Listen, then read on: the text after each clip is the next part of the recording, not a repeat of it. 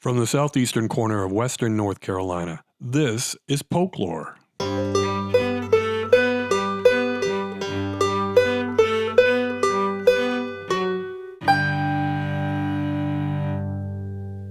There are those who dream about politics from middle school. You probably know one or two. And then there are those who kind of stumble into the field, almost through no fault of their own. Count Karen Peck among the latter group. Though her relationship with Polk County goes back a long, long way, longer than most of the candidates seeking a seat on the county commission, it wasn't until 2022, when the state decided it wanted a slice of her family's land along Highway 9, that she realized that not everything was hunky-dory with county politics. While the county commissioners eventually agreed to write to the State Department of Transportation opposing the widening of our portion of the highway, the wording of the letter left enough wiggle room for the state to justify plowing ahead without the county's official support. 2 years later, Karen Peck added her name to the ballot. Of course, her history of community involvement and her reasons for running for office are far more complicated than that. In fact, as you'll hear, she's done a lot of thinking about the bigger picture surrounding county politics. She told me the full story earlier this month at the Saluda Library. Karen Peck, welcome to Folklore. Thank you. I'm glad to be here. Let's start off by introducing yourself to the listeners. Who are you and where do you come from? And then we'll lead into why you're running. All right. I'm Karen Peck. I've been a resident of Polk County for 45 years, 41 of those years on Highway 9. Raised my two daughters there. They both graduated from Polk County High School. We're involved in some community activities. We've helped with the Outreach Christmas Angel program. We've helped with the school supply program. So tried to be involved in community and then just lived our lives on Highway 9, minding our own business and living in our own little bubble, happily. Like so many people Yes. in Polk County. Yes. And then? Let me back up. So then I had a neighbor, the Trine Equestrian Center was coming into Polk County. And I had a neighbor that was involved in community things. And he warned us, this is going to ruin our county. And I thought, oh, well, it won't affect me. How will it affect me? And I wasn't paying attention. Then NCDOT came calling. After the Equestrian Center broke ground in 14 and 19, NCDOT came calling, wanted to widen our little section of Highway 9. So we got together as neighbors, talked about it, and then the project was dropped. We didn't hear anything, and we called, and we were told that it had been dropped because, for the time being, we found out it was because of money issues with NCDOT. Well, then our legislators funded them again, got them out of the hole, and so in 2022, NCDOT came calling back again in a big way. So we went to our commissioners. We were more informed this time, and we went to the commissioners trying to stop it. So anyway, it's a long story, and I could go on and on. But that's kind of got me out of being apathetic and not paying attention, and now I'm paying attention. So that's why I'm running, is I'm concerned about how our county's growing, who or what has got in the direction of how our county will grow. I'm concerned about, because of the Equestrian Center, we've brought in more equestrian communities, and we're losing our farmlands, and our property values are changing from $3,000 to $5,000 an acre for farmland to $25,000 to $30,000 an acre for equestrian land. And I just think we need leaders who are paying attention, who will maybe put the brakes on and let's research and decide how our county should grow. Now, the Equestrian Center dates back quite a while, more than 10 years. They broke ground in 2014. Right. And at the time, it seemed like most most members of the commission kind of assumed this would just be a good thing. Well, yeah, they have equestrian people have, well, the owner, I guess, they had a very influential lobbyist whispering in our leaders' ears and when I was trying to stop the Highway 9, I asked the commissioners, please, don't let deep pockets that make big promises come in and decide how our county is going to grow. But we have the Equestrian Center now. It's here now, and we have to accept it and move forward with it. All right. So you kind of led a community movement to at least look into what the implications of widening Highway 9 And were. open people's eyes to the other plans for the county, because all these plans are on a comprehensive transportation plan. They call it modernization. And to me, it's really preparing us for growth because it's these enormous shoulders. The original plan's 12-foot lanes, 6 foot of shoulder paved, 2 feet of turf, which then they bring your ditches in, they bring the power lines in. Our property is going to be impacted. Over an acre of our property will be impacted. Part of it is an easement, which is going to be a ditch for water to run, but it's ours, but we can't do anything with it. But the problem is some of our neighbors, this is going to come right up to their front porch.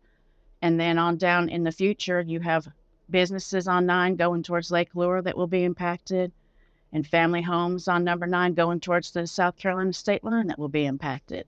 And we just tried to make people be aware, and we got a good many people involved. But unfortunately, at the Foothills Regional Commission, we went for the vote with the letter that our commissioners wrote to stop this. The words "for safety" were left in that letter, and we asked to have it taken out. We gave a good speech. We had proven that the road, there wasn't a safety issue. The traffic count was fine.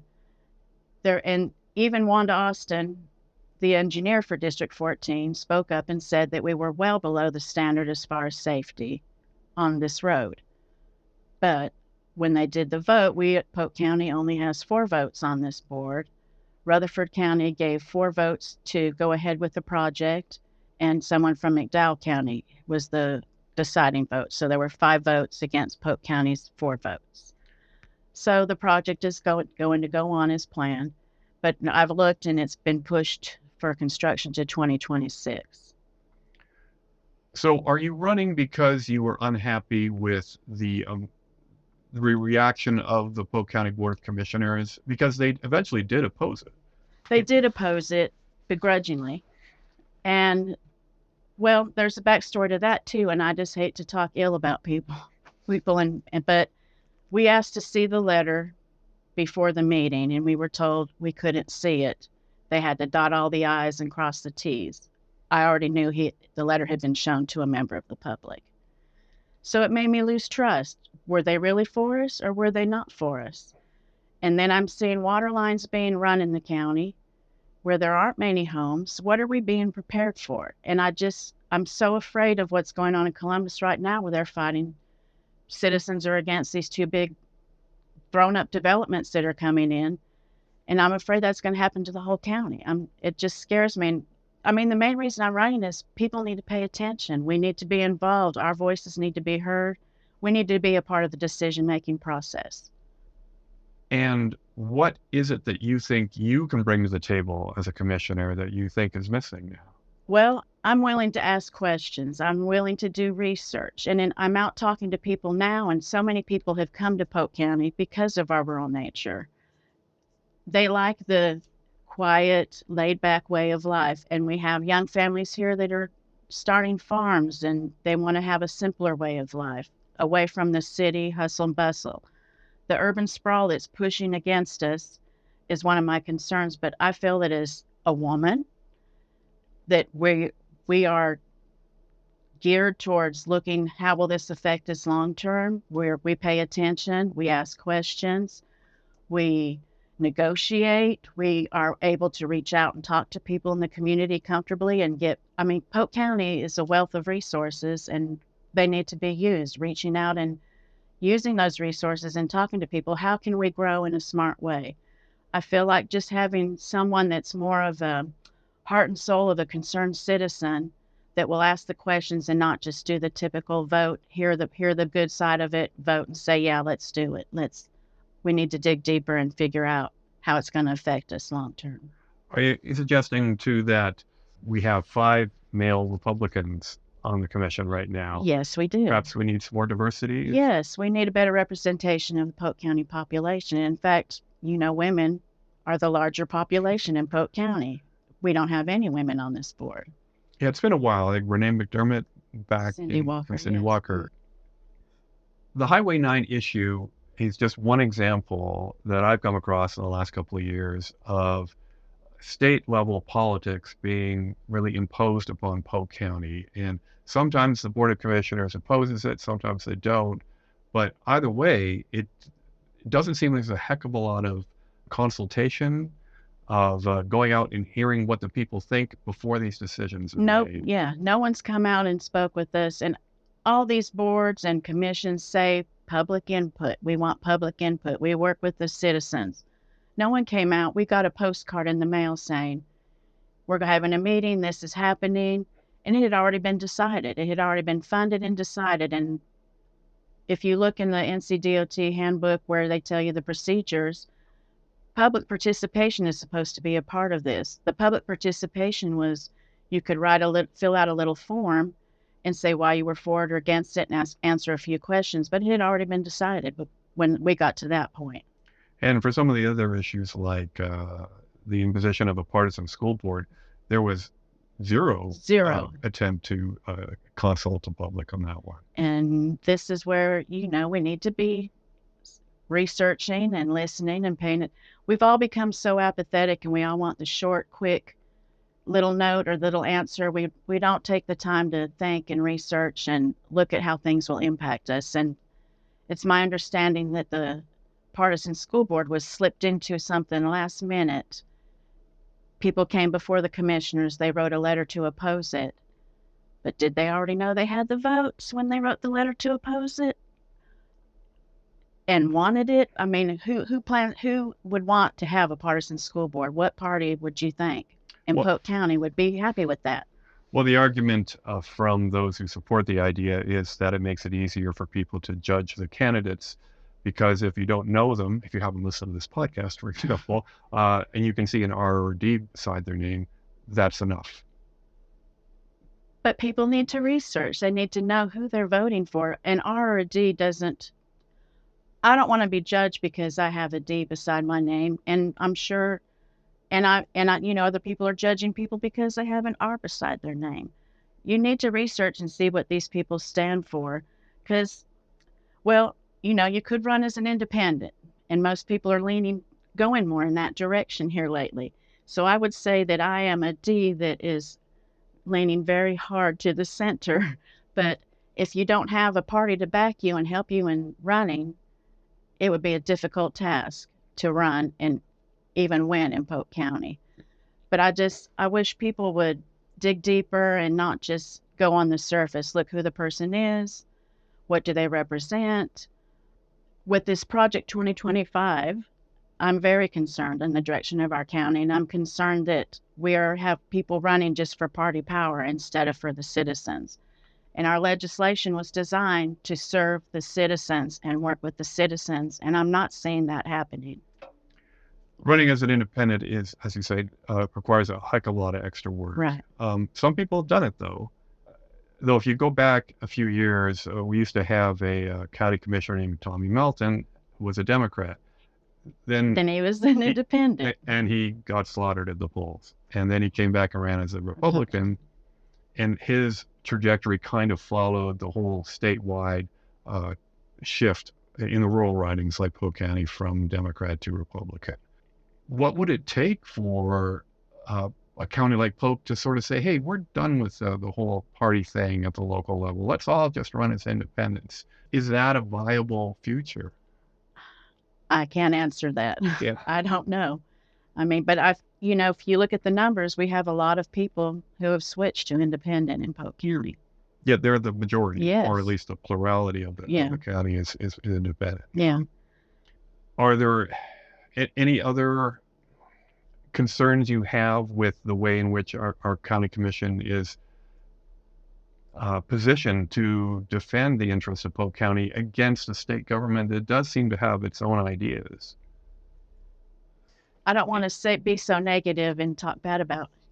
No, yeah. I know, but I mean, you are challenging yes. the incumbents, and the incumbents would argue that sometimes you have to just accept certain things from the state because you want other things from the state. For instance, if you want them to give you money for Lake Azure Dam to be rebuilt, or you want it's a conundrum, that's for sure. Right. So you can't just get mad every time you don't win. No, right? No. I mean, it is a work in progress, and because I was thinking coming up the road that, we're all good people and we all want the best for our county. But are some of us more interested in political party power, or are we interested in what's best for the citizens of Polk County? And how do we push that forward without saying negative things and letting it get ugly? How do we get people to pay attention and really look and see?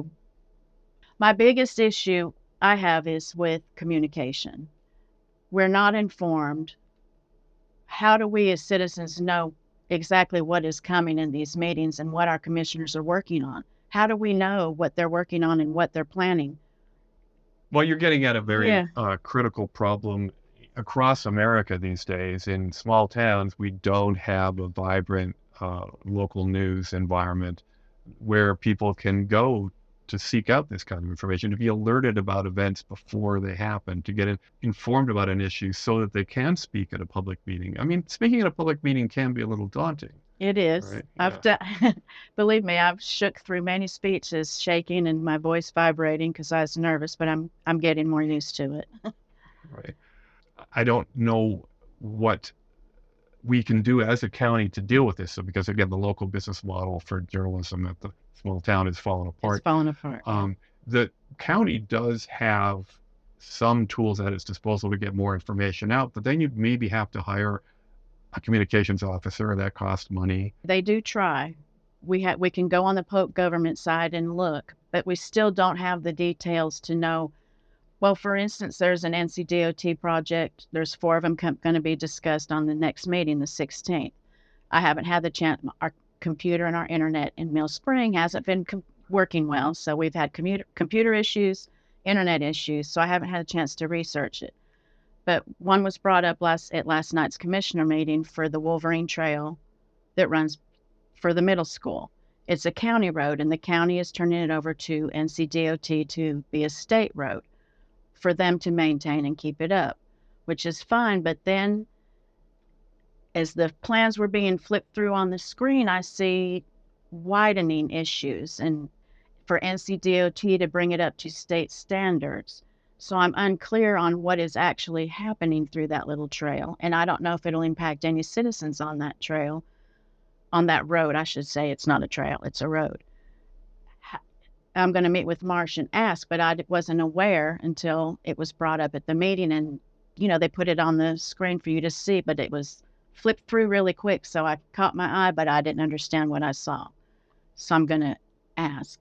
But there are three other NCDOT projects being brought forward. So how do we as citizens get this information so that we can communicate with our commissioners and see if it's something we want, don't want? Can we negotiate? How can we make it where you're not going to make everyone happy, but how can we make it fair? The taking of citizens' land for eminent domain for some of these projects is just so frustrating. Eminent domain is kind of a dirty phrase for a lot of Yes, people, yes. understandably. Um, but some of these issues doesn't sound to me like the responsibility of the commissioner so much as the responsibility of the whole community. What It's not easy for people to attend meetings. Not at 5 o'clock. It's a very inconvenient time for a lot of families. Is it designed to be that way? Well, my take on it is that the county skews a bit older, and some folks don't like to be there till 9 or 10 o'clock at night, so they move it up. And that's just my guess, because it's not that way everywhere in the country. No, it's not. So would you, as a commissioner, think about these communications issues as being part of the change you'd like to see? Yes. And I'm even interested in, I know that as commissioners, because there's 5 on the board, that you can't have a majority, so only 2 commissioners can be together talking with people. Otherwise, it would be considered it'd have to be an official meeting. But what would be wrong with a couple commissioners going out into communities and talking to the citizens, and let's get some give and take and get some different points of view on how we want the county to grow. How can we protect? We're at risk of a lot of our deeply rooted citizens being pushed out because our property values are increasing. People can't afford to pay their property taxes. And I mean, these are generational families. These are the people that I want to protect, This is in the farmlands. I want to protect that we don't lose all our farmlands because it is an economic driver for Polk County. But reaching out to citizens and having more interaction and letting them be involved in their government, maybe they'll start paying attention and actually looking at people and voting for people who represent what their beliefs are instead of just voting by a D or an R. Now, turnout has actually been relatively high the last few elections. It's not like people are not paying attention or completely apathetic towards their county commission and their representatives in local government. But you go to a typical commissioners meeting or say a planning board meeting, unless there's a big controversy going on, you don't get a huge turnout. No. What would you do other than maybe slightly tweak the schedule? What would you do to try to engage the public? In other words, what would you do to tell them, hey, this is what I discovered myself? You might be interested in this. Yeah. Yes. Well, social media, which I don't enjoy, but that's one way that people are spreading the word now. And we have, Polk Concerned Citizens and different things on Facebook that people are sharing information with. I mean, Polk County is not that big. We're 20,000 population.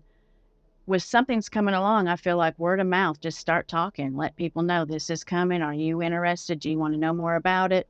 Come to the commissioner meeting. And we need to have more open discussion in the commissioner meetings besides saying, this is what we're here for. Let's vote on it. It's approved and pass it on. There's very little discussion on actually what the topic is and what it's about.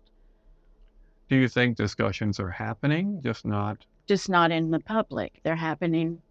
It's my experience is it's discussions are being had behind closed doors privately. Then they come to the meeting and do the official things and vote it through without explaining it to the public. Because so many of these issues on the agenda are just introduced, voted on, and moved on to the next one. Yes. There have been exceptions to the rule on that. I mean, like the nonpartisan school board thing, I think that was debated at some length in a public meeting. But again, even when the commissioners said, okay, we agree with the public, we are going to oppose this, it didn't happen. So how do you negotiate with not a hostile, but perhaps an uncooperative state legislature? Because that's part of the role of county government, is to represent the county at the state level. Right. If, for instance, the county commissioner is still majority Republican, or even if you're a majority Democrat, the state is unlikely to change from Republican to Democrat. So how do you go about convincing our state rep and our state senator to start consulting and paying more attention to Polk County? Communication, again, it's communication, building a relationship with these leaders. We have our a local leader, Jake Johnson, a young man that's from Polk County. He's around, I guess, where we can speak with them. I've talked to him. I don't know how to answer that except for building relationships and community involvement and pushing back as citizens. But at some point, you have to think about saying, hey, maybe this representative isn't working out for us. Well, I didn't want to say anything ugly about it. But yes, I mean, know what you're voting for. Know who you're voting for. Do the research. Regardless of the national and state agendas of the parties, I don't hear a lot of those type of issues at county commission meetings. I mean, there's a few things where, for instance, there was a declaration that we're a Second Amendment county, which is pure political theater, because that's like saying we're a county with a national flag that's red, white, and blue. I mean, it doesn't actually accomplish anything. And it's, for the most part, what's talked about at county meetings are local issues, right? They're not national issues. They're not culture war issues. They're not foreign affairs. They're not national taxation issues, and we have taxes at the local level. But is there a connection that you see between the fact that we have 5 Republican commissioners and what's going on at the national level? Again, I don't want to be ugly, but I mean, yes, there's a connection. They have an agenda they're working towards. Is it for the citizens or is it for political gain? Is it for political power? We need a legislature and we need a local government that's for the citizens, that we want to help the citizens who live in Polk County, represent the citizens who are in Polk County. And again, I go back to the growth. Are we growing to accommodate outside people that aren't here yet, but we want to bring them here for some reason? Or should we invest in the citizens who are here and help our young families grow and stay here? Yes, we want people come here because they love where we are. They love how we live, who we are, and what we are. Without trying to change us, that's the people we want. And we can grow in a way that builds on our assets and provides services for the people in Polk County. I don't know how else to put it. Well, I mean, Yeah. I don't think anyone would argue that Yeah. we should be focusing on the needs of Polk County. The only question is there another force at work? And That's my fear. okay, That is my fear. Who or what is guiding the direction our county is taking? Why are we letting NCDOT tell us how we're going to grow? Why are we letting Rutherford County voters tell us how our county is going to grow? Is it for someone else's benefit? Is it for Rutherford County's benefit? Again, it goes back to the Equestrian Center, because in the very beginning, there was an article in the Asheville Citizen-Times that Mark Bellissimo wrote wanting NCDOT to do a sightline from, I'm guessing, Polk County to Lake Lure, because he was going to buy a lodge there and provide some form of activity for his equestrian people that come to the center. just a point of clarification. Yeah. Bellissimo is Triad Equestrian Center's majority owner, right? I'm not even sure if he still is, but I'm sure his hand is still in it. And again, a point of clarification, that the Equestrian Center's owners are heavily connected to the Republican Party. Correct. And the lobbyist I referred to is heavily connected to the Republican Party. So are they promoting things for the citizens of Polk County, or are they promoting things for other people's benefit? Well, I guess voters are going to have to figure that out. And pay attention. Let's not be apathetic. Let's read and research what you're looking for, and not take these little short blurbs on. Don't get your information from YouTube, TikTok, and certain news stations. Do your research and know who you're voting for and what they stand for. All right, I think that's a good place to wrap up, because I can't think of better advice. All right, thank you. All right, thanks. You know, I was wondering which candidate would be the first to bring up the political dimensions of the Tryon International Equestrian Center. But Karen is right. Getting informed before you vote is sound advice, because absentee ballots are already available from the Polk Board of Elections office. Early voting begins October 17th. Please let me know your thoughts about this episode or the podcast in general by shooting an email to jamesh@polklore.com. And thanks for listening.